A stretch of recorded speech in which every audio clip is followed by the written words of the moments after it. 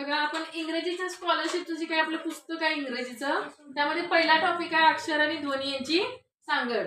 ठीक नाही.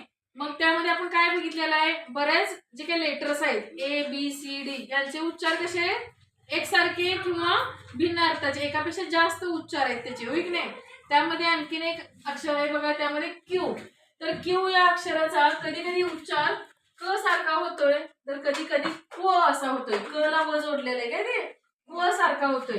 तर कधी क सारखा कधी होतोय कॅनक्वेर. कधी होतोय कॅनक्वेर. त्यानंतर रास्केट.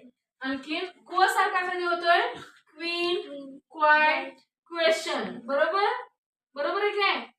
तर स या अक्षराचा उच्चार कधी कधी स सारखा होतोय तर कधी कधी ज सारखा होतोय. कधी होतोय ज या अक्षरासारखा होतोय. तर स या अक्षराचा उच्चार स सारखा कधी होतोय सी.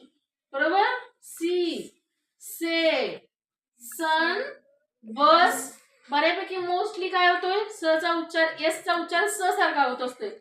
क्वचित ठिकाणी काय होतोय ज सारखा होतोय. तर त्यामुळे बघा रोज कोणतं येते रोज, वॉज, वेज आणि बिकॉज.